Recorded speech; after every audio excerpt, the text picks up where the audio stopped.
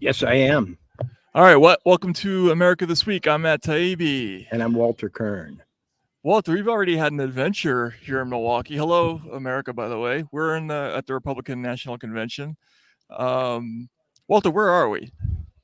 It's hard to say. It's a complex of buildings, smaller and larger sports stadiums connected by indifferent sidewalks and food stands, full of milling people, Republican delegates and activists, most of them plus 65.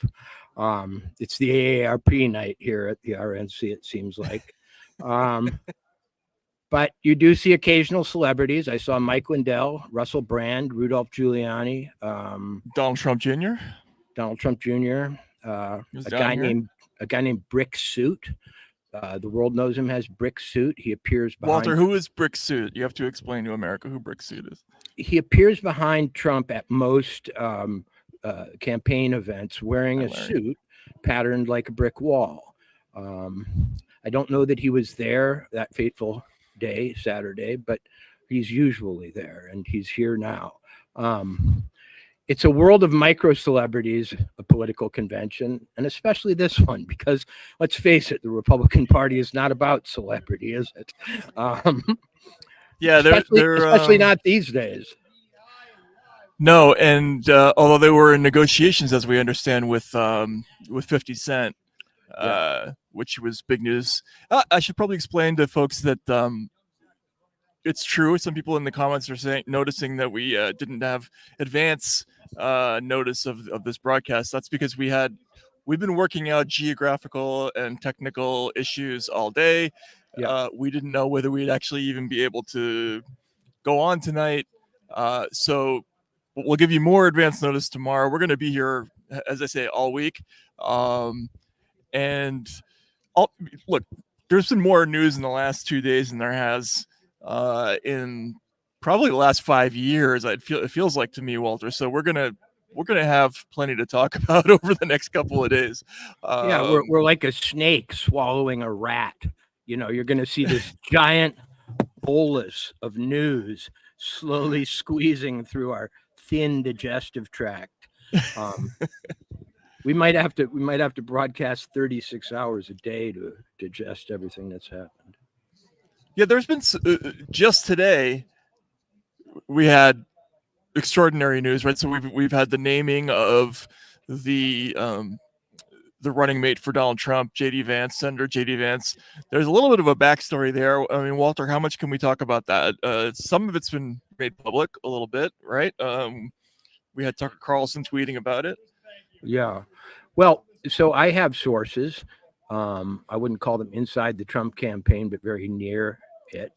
And, for what it's worth, I followed the choosing of the vice president this morning. And it was done this morning. The world and Donald Trump both didn't know who his vice president was going to be when he woke up this morning. And it's my information. And let's rate this as a very good source, but only one, okay? Rather than something that can be verified between sources. But there are multiple sources on all this, so we should make that clear. That's true. Yeah. That's true. But in any case, it seems that there was a real push this morning for Trump to choose Marco Rubio. And it came from what you might call neocon quarters or traditional Republican establishment quarters. And it did not succeed.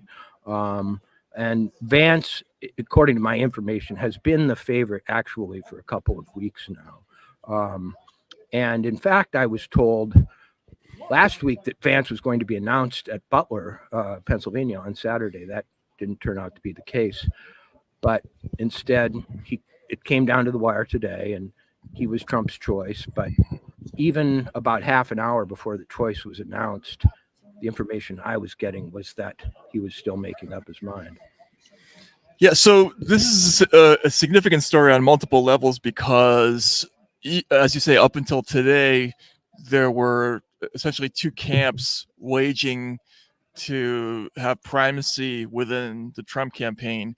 And one of them, I think you would probably say, is more closely associated with the national security state, traditional Republican politics. and the other is maybe younger, more populist oriented. There were going to be some people who would have pushed back on the Trump campaign among his traditional supporters if he had made a different choice today, I think. And given everything else that's happened around the Trump campaign in the last week, including the dropping of the documents case, which is a footnote today, amazingly. The virtual surrender of MSNBC today, the Democratic Party that people saying we're resigned to the fact, high-level sources are telling people in political were resigned to the fact that, or is it Axios? I'm sorry, that Trump is going to win the election. It's been sort of an incredible blowout story just on the campaign front. And that's not even including the assassination attempt, which we haven't even talked about yet. So I don't know, a remarkable kind of historical pivot of a day, I would say. Well, as to the choice of Vance, which I do have some insight into, he really seems to represent, from what I know, a kind of strangely a West Coast, Silicon Valley oriented, libertarian, populist, and younger angle. He is a young guy, 38 years old. He is quite well known for his association with Peter Thiel, the venture capitalist, and kind of cultural mover and shaker. Elon Musk celebrated instantly on Twitter in the most absolute fashion the choice of Vance. And I think that was Elon's choice too, now that Elon has, full-throatedly embraced the Trump campaign.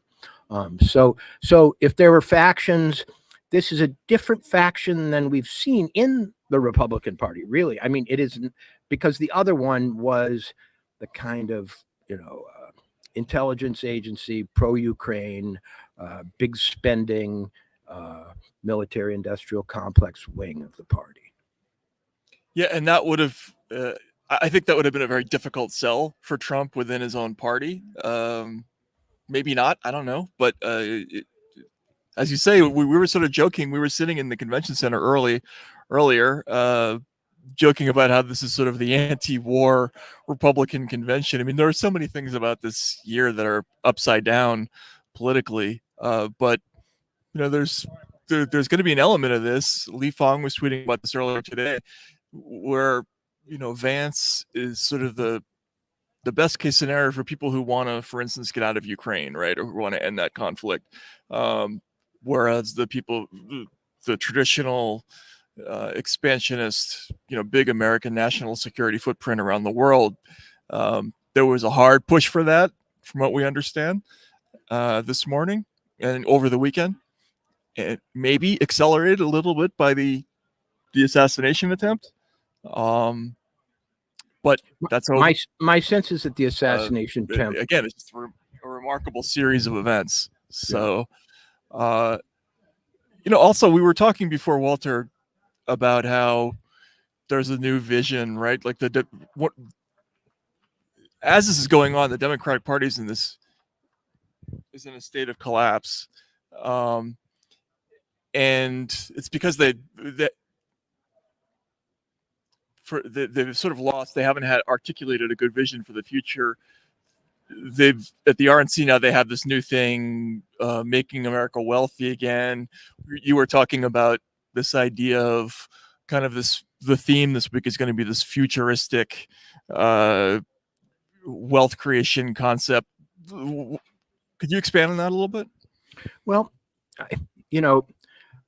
as much as the Democratic Party portrays itself with its progressive label as a party of the future, it is in some sense a party wedded to a sort of vision of the welfare state, of ever expanding or ever more refined civil rights actions and so on. But I think what we're looking at with this new Republican Party, which has been cemented in place today because it's now not just Trump. They did pick the one person in JD Vance who looks like he could be an heir to the thing. Or maybe there was Vivek Ramaswamy too. But they were the two young Turks in this movement, and one of them was chosen.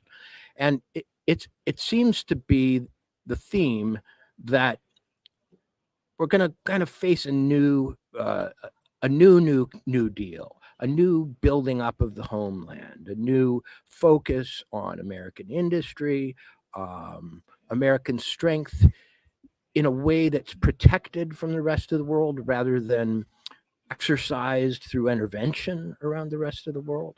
The traditional muscular interventionist side of politics is going to call this a withdrawal, nativism, protectionism, etc. But I think they see it as a true rebuilding of American infrastructure, kind of turning the face toward the future in a slightly science fiction libertarian way. Yeah, it could be really weird and maybe even deeply unpleasant. We don't even know that yet, right? Yeah. But this Vance thing really does tilt the party toward California, of all places. I mean, he's a venture capitalist. He is related to Thiel, obviously. He's favored by a lot of those West Coast people, the so-called PayPal mafia, David Sachs, etc. And he was the favored candidate for that faction, and he did win. Right, in opposition to, let's just say, a host of national security ghouls who really did a hard full court press. So looking back, I mean, I remember being at the 2008 convention for Barack Obama, and that was also at the end of an 8-year period. At the end of a period of kind of dramatic national security state expansion. And when Obama was elected, it felt like this new thing. It felt like it was going to last forever. The projections by pollsters were that they were going to have this built-in demographic advantage that would take a generation to cut into. And now here we are, 3 cycles later, and is it over? I mean, it once looked like the Democratic Party was ascendant and was going to continue to be ascendant.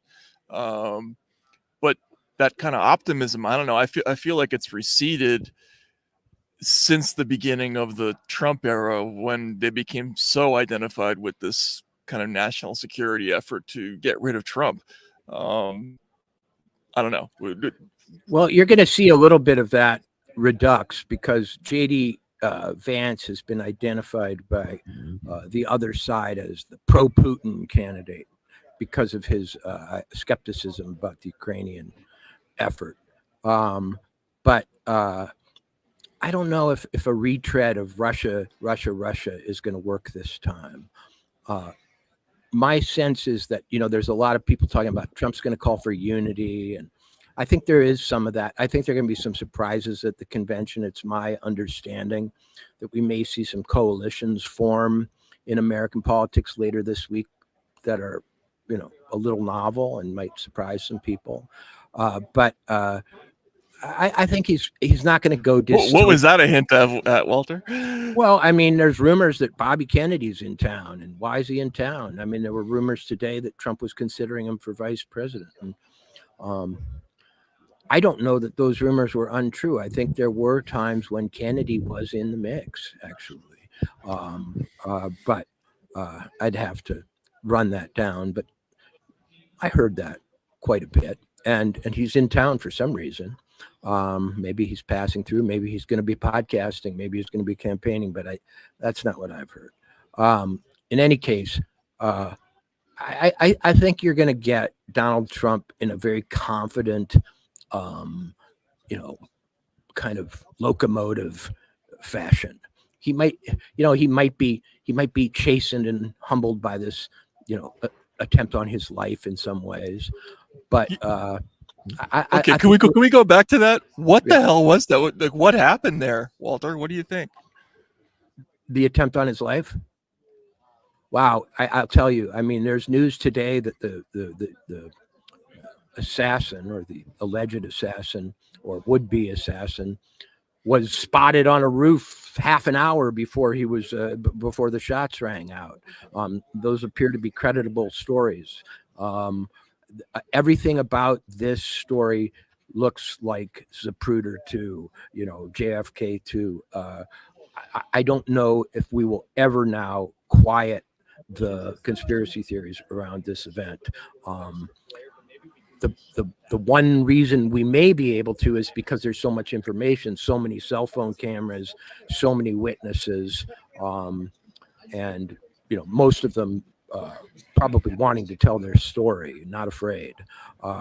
So, but Matt, I mean, it looks like beyond a security failure. And how many times have we had a president, a former president, whose protection is in some sense in the hands of the current president, his rival? I mean,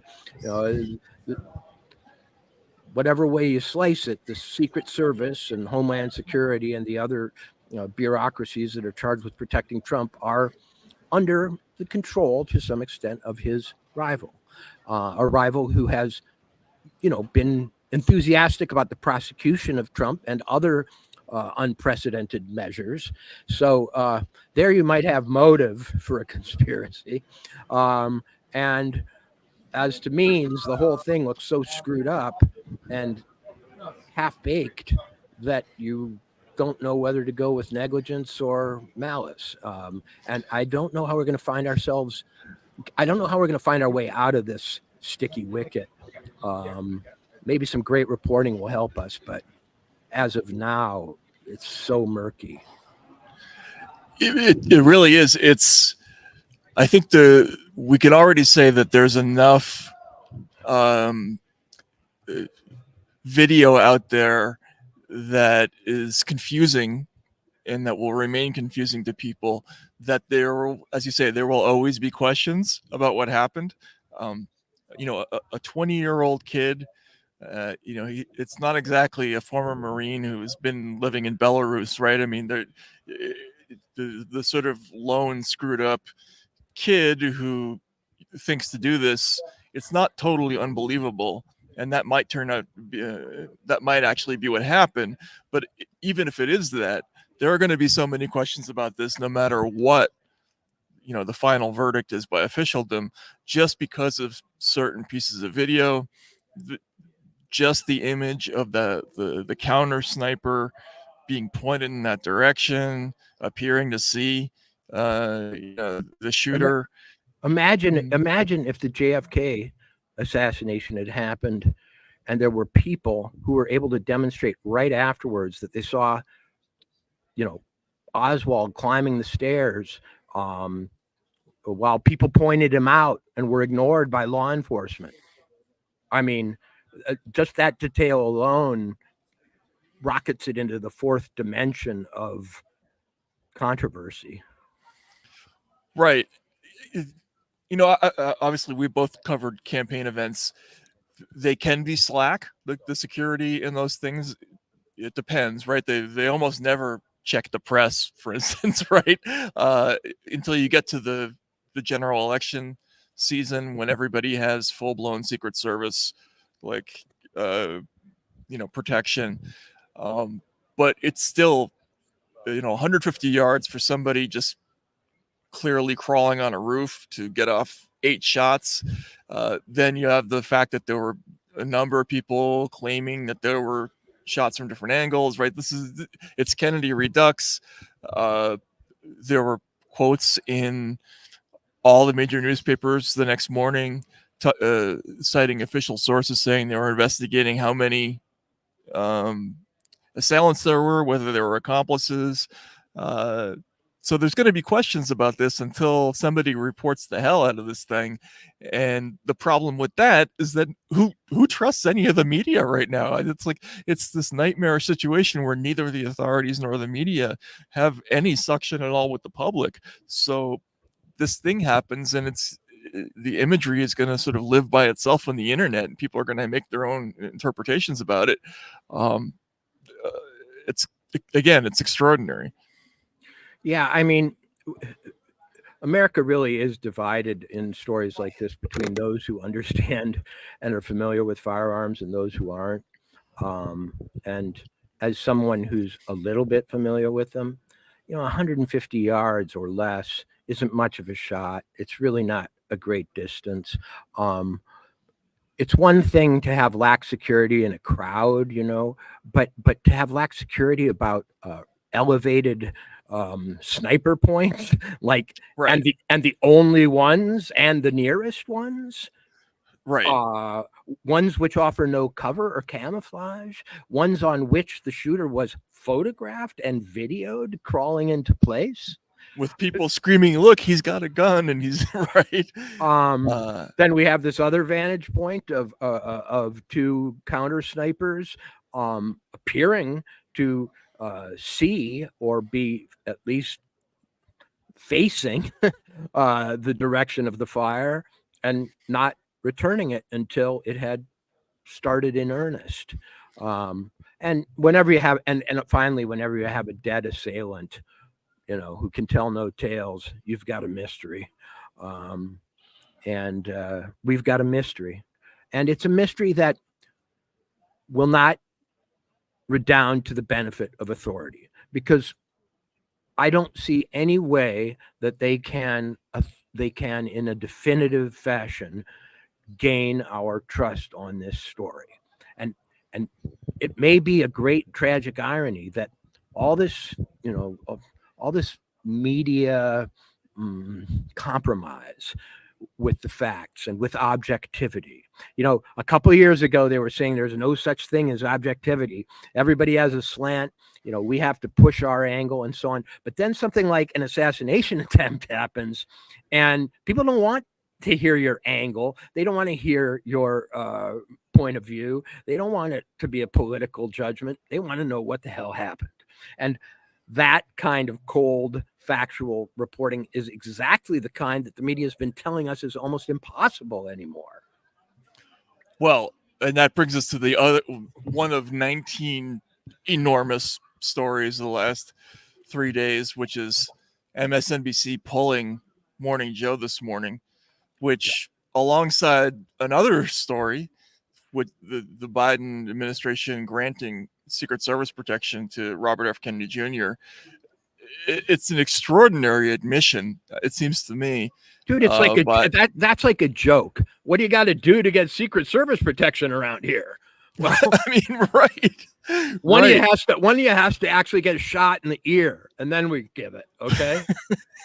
That's right. It's truly tasteless campaign trail jokes. It's a presidential candidate walks into a bar. Right. It's ridiculous. And the MSNBC thing is, I'm speechless by that move. Right. Because they're just openly telling everybody that we don't have a news product on in the morning. Our lead news lineup, newsreaders, they are not newsreaders. We have to put on somebody else in the news hole because we have an entertainment product in what we've been calling news for how many years now? And we also have a toxic entertainment product, one which we've deemed so toxic that in the wake of an event which in some ways it not very subtly called for a few times, we've got to pull it because the dog caught the car, so to speak. Somebody did go after Hitler or whatever it is that Morning Joe is telling us daily Trump is or will become. It was a terrible admission. And yet, was it a bad decision? I don't know. It probably wouldn't have looked good to have him up there frothing this morning. That's sure. That's well, true. I would say the right thing to do would have been something like contrition. We screwed up. That's not the Morning Joe brand. Yeah, no, it's totally not. It's so they couldn't have done that. So this is really the only move they could have made that wouldn't have involved throwing gasoline on the fire. But even this, it's such an abject kind of surrender. I can't remember anything like this ever happening in media before. Can you? No, I can't. And you know what there are so many ways in which this assassination attempt and the failure of lawfare against Trump has hoisted the media on its own petard. This is a media that introduced us to the notion of stochastic terrorism, that somehow Trump, by being rude or crude or blunt, was going to statistically and then inevitably cause a violent event. But it turns out to have been probably the opposite. It turns out that it was the media's hyperbola, the media's, here comes fascism and the end of our democracy, and the administrations to some extent. Let's put a bullseye on Donald Trump, and so on, which Biden tried to walk back tonight, by the way, kind of ineptly in his latest audition for our forgiveness after the debate. He admitted. By the way, that story's still happening. By the way, like the president is like dying on TV. But anyway, go ahead. They keep giving him. How many strikes and you're out? They keep giving him tries. Stephanopoulos kind of worked. It didn't work. Oh, let's try Lester Holt. We've been doing things like trying to find macaroni and cheese and get cold drinks while that interview was running. So I don't know how that ended up playing tonight. If, finally Joe Biden has strung together enough words in a cogent enough way that American can get behind him. But I saw one clip of him where Holt asked him a question about the bullseye comment. You remember the movie The Fly, the remake with Jeff Goldblum, where he asks out Gina Davis, and he's like, "I have one magic word for you," and he goes, "cheeseburger," and he puts up both of his hands. Biden kind of did that. He did like the claw at Lester Holt, but he was incoherent. I mean, each of his appearances has been like worse than the next. So I don't know. Well, I mean, okay, so let's describe the entire layer cake as it stands Monday night from Milwaukee. We have a president of the United States who appeared to be in an advanced stage of senility at a debate, leading to almost instant calls from party elite and Hollywood, strangely, for his removal or from the ticket. He has been trying valiantly, one might say, to redeem himself with this series of interviews, all of which have produced new gaffes. And in the midst of that, we have an assassination attempt on his rival, who he's been, essentially sponsoring the prosecution of, in some sense, at least philosophically, if not literally, and who he's been calling, a dire threat to democracy. Trump dodges a bullet in a way that we will never see again live in our lifetimes in such a dramatic fashion, produces an Iwo Jima-like image of himself, defiant. Which he's already said is the greatest photo of all time. Right. I agree, he said, right? Yeah, he said he agreed. He said most times you have to die to get a photo of that magnitude, and I didn't have to die. That isn't a real accomplishment. I like that Donald Trump can find a way to flatter himself in every situation. I didn't have to die to get a photo that most people would have to die to get. Anyway, so, and here we are at the Republican convention 2 days after that, the mode and the means and the motive of the assassin are all mysteries. It looks like an acidic story that's going to corrode institutional prestige further, whether it be the Secret Service, Service, Security. Yeah, exactly. So institutional America, from the media to our security and law enforcement apparatus to our presidency, is in full decline. And Trump is coming up like the swamp monster. I mean, he fights the swamp. He's not supposed to come from it, but some sort of, resuscitated phoenix-like being, shaking his fist, and he strides into this convention, and suddenly, the vice presidential lobbying that went on this morning was the kind of thing that the powers that be do when they think they've got a next president. In other words, the stakes and the intensity around that pick really relied on the assumption that Trump's going to win. And I think that the mood around here is pretty easy to read. They think they've got a winner.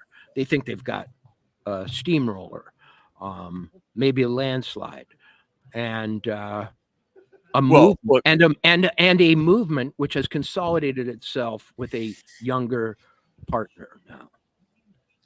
Yeah, I mean, two things I want to add to that. One is that I don't think we can gloss over that moment in Trump's political career. There are a lot of things you can say about Donald Trump, a lot of negative things you can say, but the ability to stand up after you get hit by an AR-15 round and have the presence of mind to do that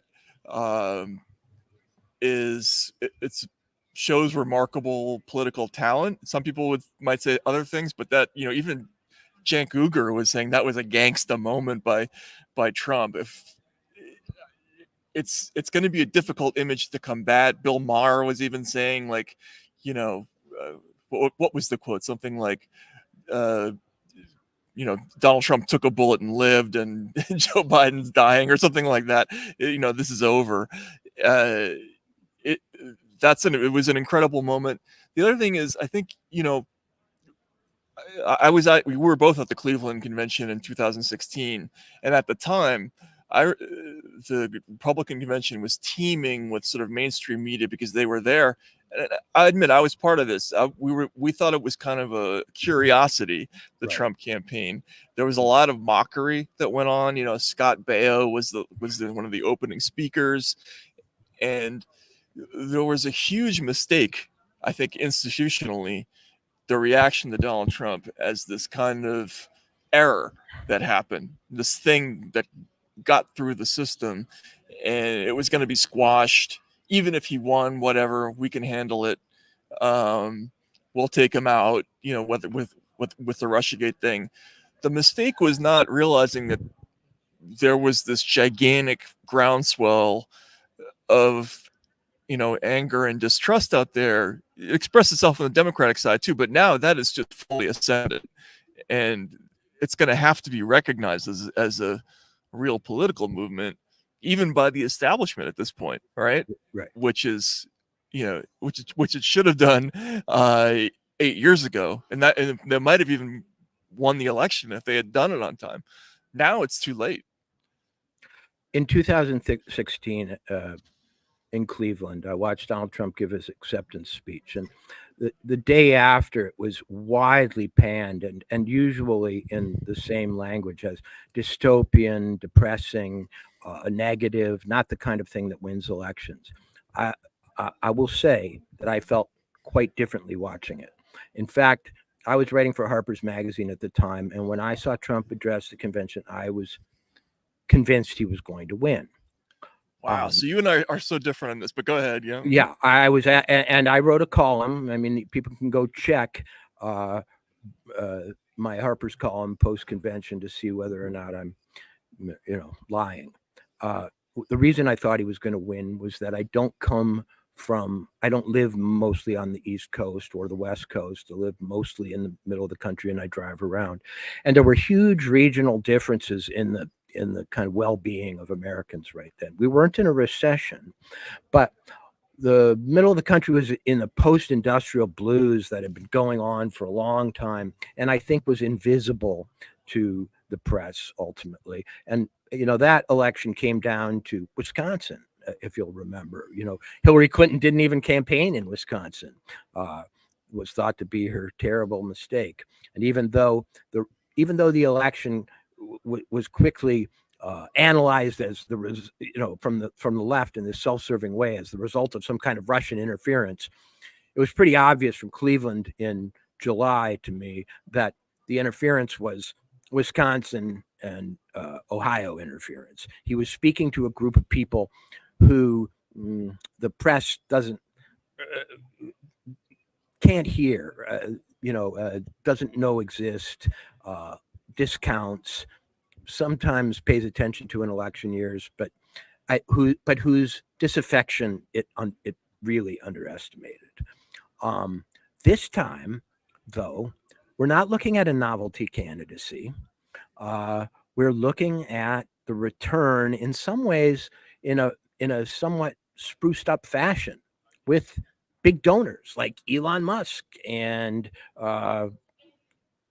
venture capitalists, and Bill Ackerman, and David And Sachs. there will be all of the corporate money is going to start flowing. And I think that's one of the things you and I talked about off air.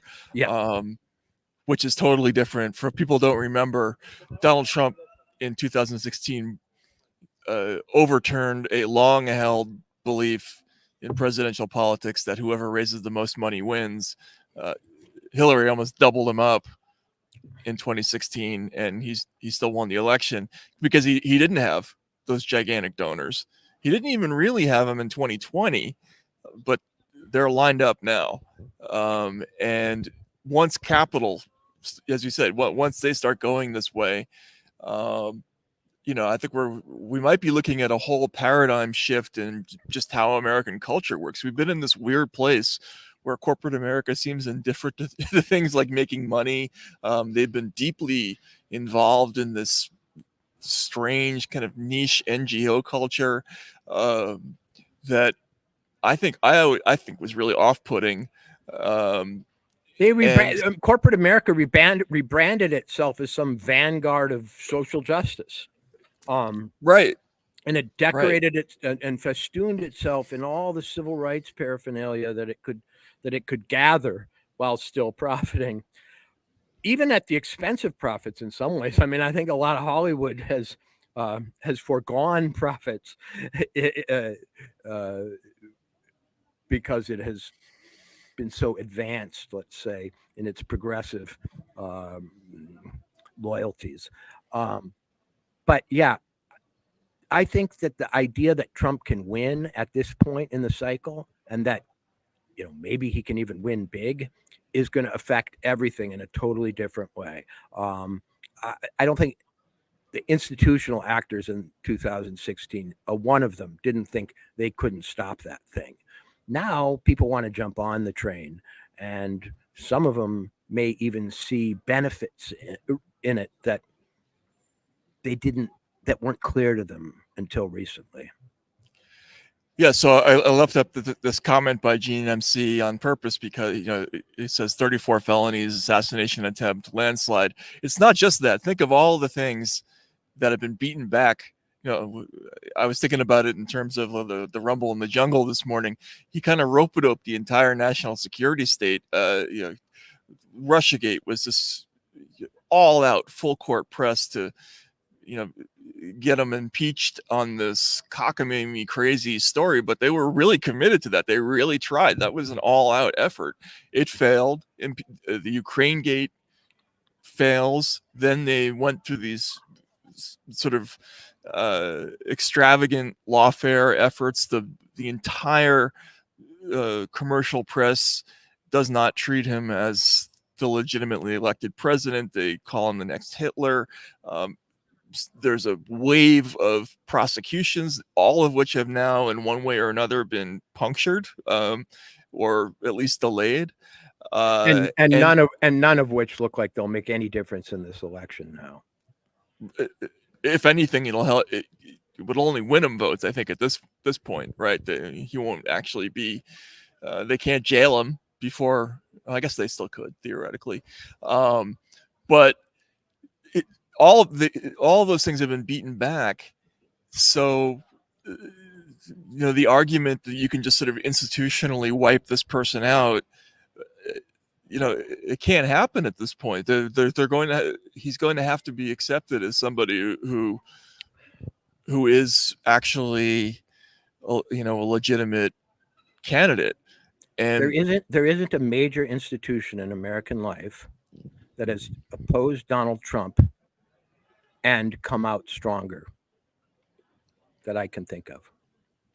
The media has No. not come out stronger. Democratic Party hasn't come out stronger. The activist legal community has not come out stronger. I'm not talking about Rocky here, but it is Rocky-like in its mythic potential, and we're not Americans that. love that. Yeah, it's an American story, and I mean, a lot of people when okay, I'm going to say something that's strange for me. It's rather sincere and genuine and lacking in cynicism and without edge. We live in an era in which it's said that everything is a point of view, everything is an interest group, everything can be faked or spun. The world of the social media, etc., has made it seem as though there is no ground reality. Okay. And the press has even adopted that philosophy, that sort of continental French post deconstructionist attitude. But when Trump got shot on Saturday and got up with his bloody fist and his face, you saw an event that was not fake. I've watched it over and over. I mean, it looks so good, you think you can punch a hole in it. It's got to be fake to have resulted in an image that perfect. But it kind of outflanked our cynicism in a way. And I think it sort of shattered a kind of numbness for a lot of Americans and maybe a lot of voters. And if it ends up making a difference, it will make a difference in terms of Republican turnout, because Republicans have had a pretty bad record of getting all riled up and talking about landslides and doing this and doing that, and then not actually going out to vote. I have a feeling that event is going to be a turnout driver, and that is probably going to be the difference. Well, look, Trump has run for president twice. He's lost the popular vote both times, and so I don't want to predict a landslide, but anything can happen. And conventional, I've made a lot of mistakes trying to listen to conventional wisdom and Sure. campaign politics over the years, including about Trump. So I don't want to make that mistake. But right now, when that happened this weekend, and then in conjunction with the kind of total collapse of the press, there were people screaming at the press riser. There was this incredible video of people hurling abuse at the media right after the event, which I think captured something that was really primal about the nature of Trump's appeal.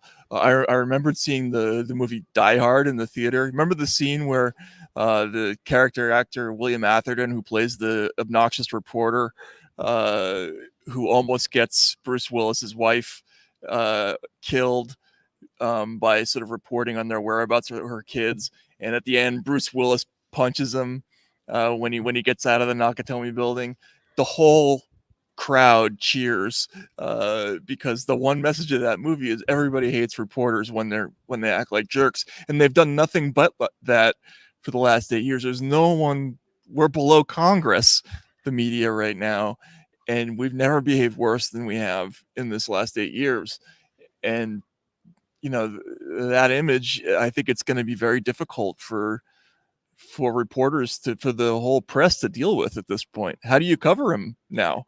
But I'm going to say again, I hesitate to call it an image. I'll say that reality, because the reality is this guy has had firsts against him the whole time.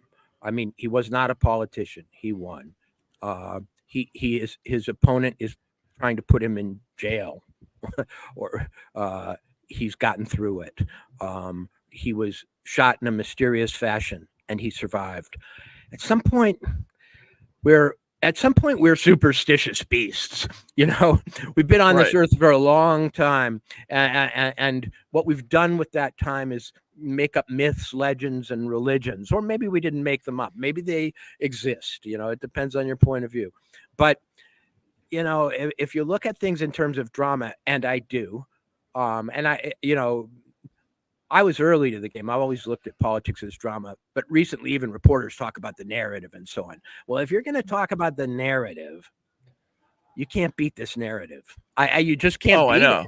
Yeah. And you can't beat this narrative culturally. Maybe somewhere else it wouldn't be quite as awe-inspiring, but I don't know that there's anywhere in the world that doesn't marvel at resurrection and doesn't cheer. What's so funny is that here he is supposedly the bully, but he has a pretty good case that he's the bullied. Absolutely. That's one of the reasons why the whole thing didn't work. The whole relentless telling us that he's Hitler and a bully. Yeah. It worked a little in 2016 because there were some ugly scenes. Like, look, let's admit it, right? There was that thing in Boston where Trump supporters beat up a homeless guy. The crowds went after some protesters, and Trump would egg them on sometimes. And that was a bad look. The locker up thing, like, we didn't know whether that was actually going to happen if he got elected. But after he got elected, institutionally, no question, he was bullied, I think, by we broke all the rules. I mean, I was remembering being on TV, I believe, maybe it was MSNBC. I can't remember what show it was on. And some other person on the panel just sort of blithely said, he's guilty of money laundering in Russia. Like, you would never do that. You can't. It had never happened. He wasn't convicted of that. We don't do that, right? We just started breaking the rules with this guy,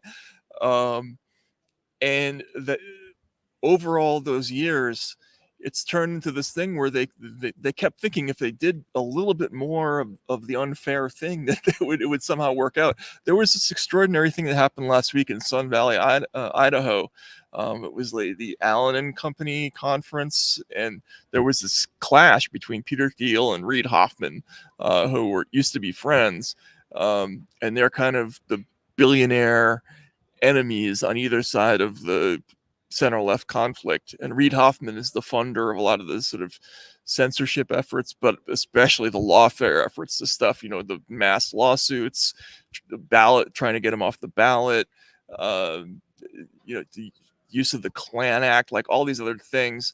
And the idea was Thiel was saying something to the effect of, look, you made a mistake by turning him into a martyr last time. It's the definition of insanity to do the same thing twice and expect different results. And that's when Hoffman, according to Puck News and some other people that I talked to last week, he said, well, I wish I had made him a real martyr. Right. And that kind of speaks to where they were mentally. Like, they didn't have anything left except we got to take him out somehow. It was like this animalistic thing with them. And now that's failed. Matt, it's been even bolder and balder than that. I've actually seen today some media types, commentators going, we didn't demonize Trump any more than we do normal candidates. Well, let me point you to just one headline in the Huffington Post. After the immunity case was decided by the Supreme Court, Huffington Post ran a headline that said they have just made it legal for the Biden administration to assassinate Trump. And I tweeted about this 2 weeks ago. I said the normalization of the assassination talk is all the rage right now in the Save Our Democracy circles. And it really was. I mean, we've been bathing in this stuff for so long. Maybe they're looking around going, you thought we were serious? It was just something we said. But because they've been so inured to their own hyperbola, but it really has been unprecedented. It's been going on for a long time. They're having a hard time backing out of it.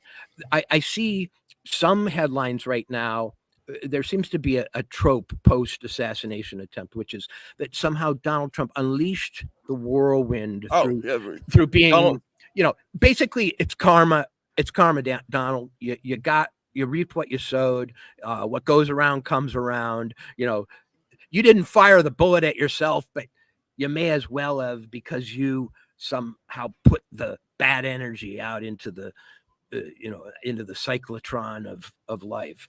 That is a really weird reaction as far as I'm concerned, and one that I don't think is helping the cause of the liberal media, the liberal establishment media. This, he kind of had it coming stuff. They just can't quite back off it. They can't drop it. But they're afraid to keep it up too. Witness dropping Morning Joe off the lineup today.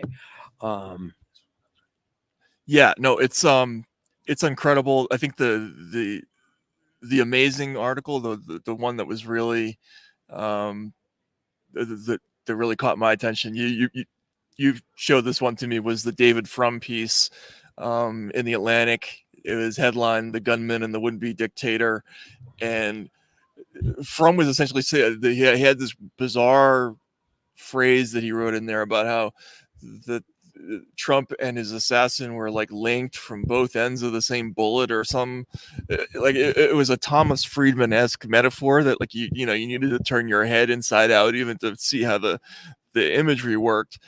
It didn't work as an image. It didn't work as an idea. But where do they go from here? There's nowhere to go from he's Hitler and it's the end of democracy. You can't downshift to a new attitude. The only thing you can do is surrender, it seems to be what's happening, right? Like, people are saying, we concede that this is what's going to happen. Well, I mean, I heard you being interviewed today by somebody else, and you were talking about, you have to choose. If you're going to say somebody's Hitler and then they're almost killed, and you wish them a speedy recovery, which one do you mean, or is it neither? Right. What is it? Are you lying about the speedy recovery? Were you lying about Hitler, or are you always lying? And for me, as the, let's say, representative of Midwestern common sense or something, I think the public looks at that and goes, you're always lying. You say whatever you need to say to get what you want at the time you want it, and then you revise it afterwards. And if you have to say the opposite, you do that. We're just not going to listen to you anymore, or else we're going to listen to you in the way that we listen to music, as kind of a interesting background noise for the American experience, but not people we're going to follow. Yeah.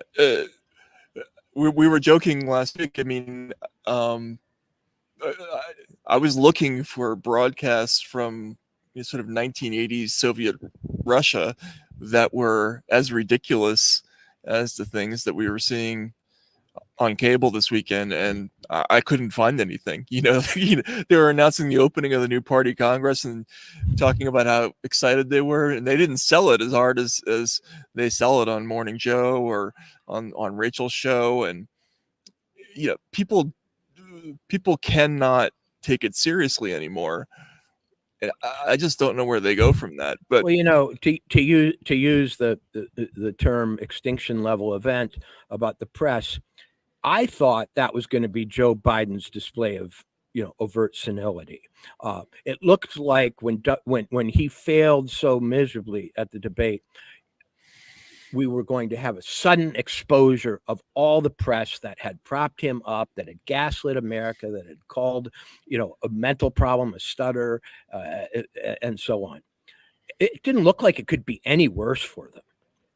Now we've got this assassination in which they are again trying to spin all kinds of strange cause and effect and logical paradoxes in which the victim is somehow also the perpetrator. I saw one article which said, Trump caused an age of political violence. It's an age of political violence, and this is just another example of it. And I went back, and I thought the 60s was an age of political violence, much more intense than the one we live in now. Even the 70s. I mean, Gerald Ford, they went after him twice. Sure. Yeah, the Symbionese Liberation Army too. I mean, all that stuff. No one was blaming RFK, because somehow, maybe he wasn't a Donald Trump-like figure, but in other words, Wallace, maybe, right? Yeah, Wallace. But the idea that somehow they're going to make a man getting shot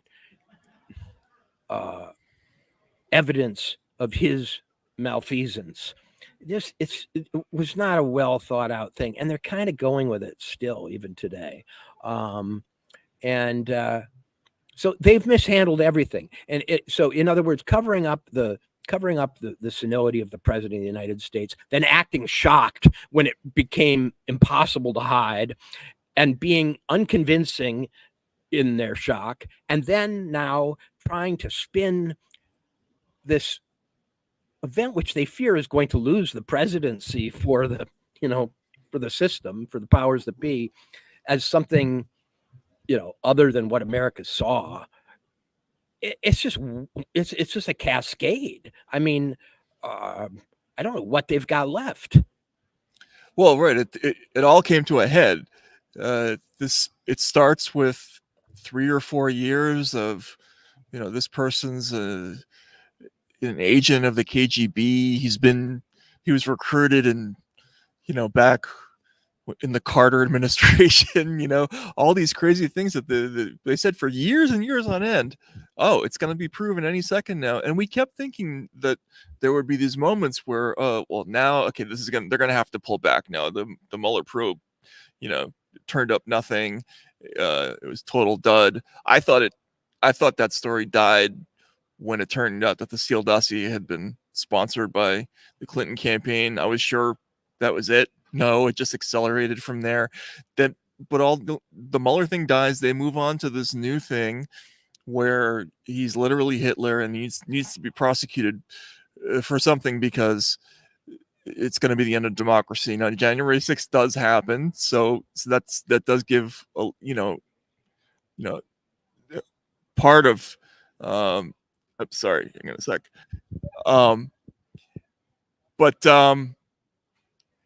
But all of these things, these lies sort of continued, right? Like, even if you don't like Donald Trump, this idea that, okay, well, he paid a porn star, through a lawyer, and therefore he's got to go to jail for 100 and something years. I mean, nobody believes that, right? I mean, even if you don't like the guy, you can't believe that.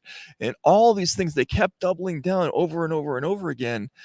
And it left him in this place where it's just raw hostility and irrationality. And, I think it has to die, but I've thought that so many times before that I'm skeptical. I don't know. And the other amazing thing is, Walter, this is all happening. And as we said, the whole Biden thing is still hanging out there. What are they going to do? We don't even know who the other candidate's going to be. We still don't know who the president really is. It's just... No, we don't know who the president is right now. He, as we say, he keeps auditioning. Every couple nights he does another interview in an attempt to connect with the ball. And I don't think he's going to.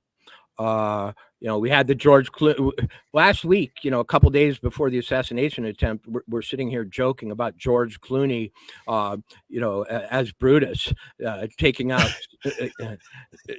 Caesar at 2 Clooney. But dude, there we have another pattern, which I can only expect will intensify, which is the oscillation between the absurd and the gravely serious. The Biden situation oscillates between, oh my God, did he really say that, to, oh my God, he has the nuclear codes. And the Trump situation is now one of almost heroic Star Wars like hero's journey triumph. I don't think it's every action movie cliche You don't have to be a novelist like me to know that when Donald Trump gets up there to accept Thursday night, we will not be able to hear him for at least 15 minutes as people applaud the man who defied death.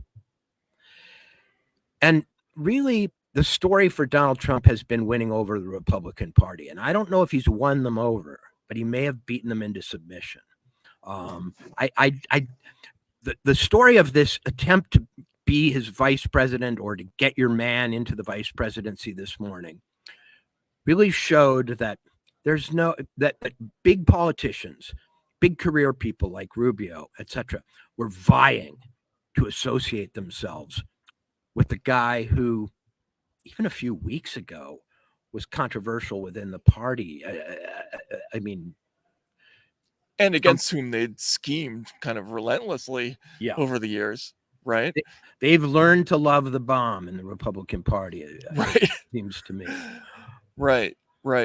So, okay. So all these things happen. I mean, we didn't have a chance to get too deep into any one of these things, but we're going to be here all week. What are some of the things that are going to still be decided this week, if anything? Is there any drama that's left to play out? I mean, I'm curious to see what the speech is going to be, what the vision is allegedly going to be, because he's run for so long on,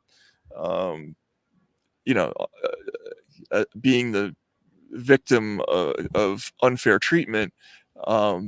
He's gonna have to articulate something new this week, right? So, well, he's going to have a 38-year-old vice president who is a pretty good speaker and a very good writer, especially for politicians.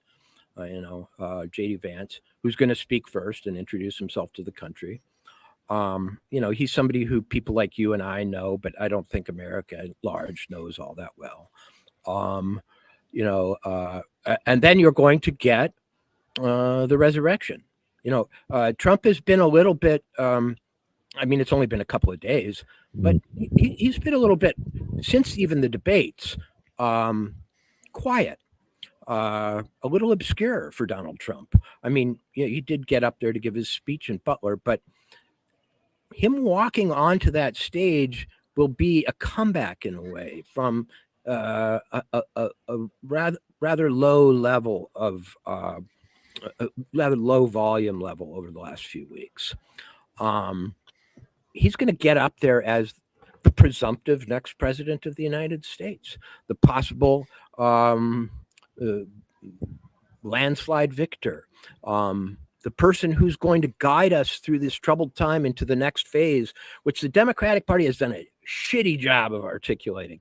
For people who call themselves progressive, they have not shown us what the year 2030 is going to look like, except that it's going to be, greener or whatever, or more electric cars or something. But I think Trump is going to try to capture a vision of the future. It might be a little bit of a gee whiz future. He'll probably mention technology because, as I say, I think that plays a big role in the choice of Vance. This is an American that will venture forth, and that's what he's gonna drum into the audience. And he'll do it at a mythic moment that is unparalleled for a politician. I mean, imagine if JFK had survived Dallas and then kept running. Right, and then dismantled the CIA after that, right? I mean, there's a lot of this story is we're still in the middle of kind of a gigantic breaking news story that the elements of which are just still not all clear. So yeah, there's going to be peak interest, and I'm really curious to see how it plays out. I'm also curious to see what goes on the Democratic side. I mean, they're trying desperately to try to come up with some kind of strategy for persevering through this moment, and will they be able to do it? Will they do something more drastic, right, to remove Biden from the scene? I mean, Walter, we've had so many paradigm shifting moments on like almost a daily basis now. I hesitate to even be sure that Biden's going to be president a week from today, or even 3 days from today. I feel like a surfer. I've gone surfing a few times off in the West Coast, and sometimes you get buried by a wave and you're underwater and you just can't get up. New pressure keeps hitting you. You keep hitting the bottom. You can't get a breath. You can't get to the surface. And it feels that way in the news cycle right now. Just when you think you're about to surface and get a view of things, another wave smashes you under. And that's going to keep happening. But it did seem like the Democrats were preparing, at least, and the Hollywood wing certainly was, for the introduction of a new candidate. That they were gonna somehow break this logjam, this melancholy feeling that they're trapped with these old candidates and bring forth a new face. And they had the potential for that kind of drama. No drama that they can mount, that they can rig up, is going to beat the drama that already happened with Donald Trump. Bringing in Gavin Newsom or whoever it might be, or switching to Kamala, just doesn't mean much compared to somebody facing down the Grim Reaper and raising their fist in defiance. Yeah, that whole narrative about the Blitz primary, they were excited about that. There was like palpable excitement in the descriptions of this whole process. You could tell there was momentum towards this building. There are limits. There are limits to showbiz, and we're seeing them. Yeah, yeah, but you never know what will play out now. In this country, it's a daily, what's next kind of a thing, and with this campaign season. I mean, it's so funny. Again, I was thinking this morning when I first got sent on the campaign trail as a, I guess, 34-year-old reporter for Rolling Stone. I remember thinking, I don't know how to cover this because it's too dull. Like there's there's no thing happening. They're reading phony speeches. Like most of the things are real things are decided somewhere else. We don't get to see them, and that's been completely shattered in the 20 years since. We're in this new place in America where it's like being in an aquarium and seeing the sea through a glass. Like everything's visible, and no matter what your politics are, it's amazing to watch. As you said, it's been so long since we've had politics in this country that we're almost not used to it. Yes. So, that is true. I think that we've had a kind of, which brother of Skull and Bones is going to win this time, Kerry or Bush? Which incredible smooth salesman-like character, Obama or Romney, is going to win? Right. I told you earlier, I had to write a cover story in 2012 for the New Republic, sort of pitting Romney versus Obama as psyches and their biographies and so on.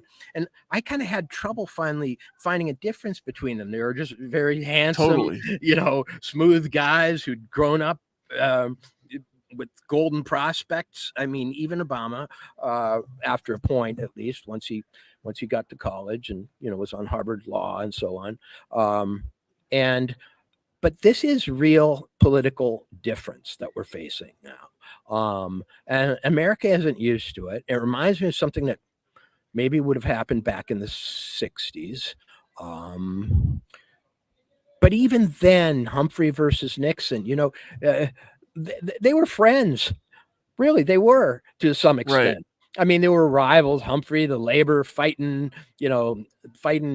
working man from Minnesota, and Richard Nixon also, the silent majority. But that was a politics of comedy. Trump really is an outsider. I mean, how can I put it?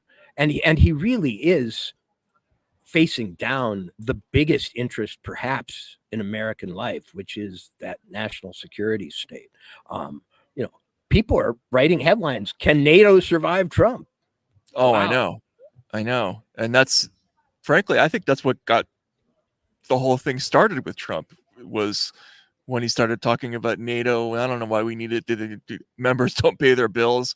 That was when the negative media really started steamrolling with him. But yeah, you know, this, you say it reminds you of the 60s. I remember being in Russia in the 90s. You know, I still talk to some of my friends from when we were over there, and we used to say to each other, we're never going to see anything like that again, where, you know, you'd have celebrity reporters being assassinated in helicopter crashes, and, you know, there all kinds of palace intrigues where people would end up dead and were arrested or behind bars or blackmailed on television, like crazy stuff. And even that seems kind of tame compared to what's going on in America now, because the scale of, you know, the United States drama is so much bigger, you know, even than the ruins of Soviet Russia. The stakes in this game are just massive. And as you say, you talk about the national security state in America, just infinitely more powerful than, you know, the sort of the ruins of the KGB, right? So it's just an amazing story to watch all play out. And it'll be cool to see, you know, all the things that happened this week, and we're going to get to talk to a lot of people, and hopefully we'll get to pass some of those things on to everybody who tunes in. So we'll give you more advance notice next time. But I don't know, Walter, any other sort of closing thoughts on this whole thing as we start this week? I'm actually interested. I've had to pretend to be interested at the last few political conventions I've covered. But I this time I'm fascinated. The cast of characters, the stakes, the context, the sense that the gods are at work and destiny, not just the usual interest groups, has got me riveted. I'll be honest about it. It takes a lot to rivet me. You know, my wife says I can't laugh at a joke unless I really think it's funny. I can't socially laugh. And I can't I can't either. That's so funny. Yeah. And I can't socially be interested in things that bore me. You know, Right. I'll talk about something else, but I'm fascinated. This is riveting. Yeah, that's such a good point. It's hard to make uninteresting news interesting, but this reminds me a little bit of like the first hour of NBA free agency. Like you're scrolling frantically through Twitter for any hint of anything, but it's like in 90 different directions now. There's so many different developing breaking stories. I don't even know where to begin. So Well, as we've been, you know, as we've been trying to get our stuff set up and find our booth and get something to drink and get our mics to work, I've been aware that somewhere in the background news is being made. I know it is. And frankly, I can't wait to get off the air right now, because in 10 minutes, I know I'm going to learn stuff right. that is of consequence and is interesting, and it's going to build hour by hour. That's the context for this right now. A sense that the momentum of the news is almost unstoppable. Yeah. It's rare that you don't have to, you know, use artificial energy. And I mean, it would take a long time to write all this stuff out, is I guess one of what I'm saying, right? Like, yeah, we were both at 2016, that, you know, all the interesting thoughts I had about that, I could get out in 8 hours of writing. You know what the big controversy of 2016 was? I remember it. It went on day after day. Did Melania rip off her speech from? Oh, right. Yes. From Michelle Obama. It really was like the number one drama of the whole thing, up until the point when Trump spoke. And but that was the through line. That's how trivial it was. Amazing. The incredible contrast. Yeah, I'm excited, really excited, and I'm really excited that we're going to be able to share it with all these folks. These live streams are fun too. I think it's we're living through history together. So it's really cool. Everybody check out Racket tomorrow. We're gonna have a more clear schedule, hopefully, now that we know how to get into all the buildings and where our booth is. We have a pretty sad booth, by the way. We're gonna try to merch it up by tomorrow. But thanks everybody for tuning in, and we'll see you again probably at least once tomorrow. We'll figure it out. But thanks, and Walter, thanks for the conversation. It's going to be a lot of fun. All right, take care, everybody.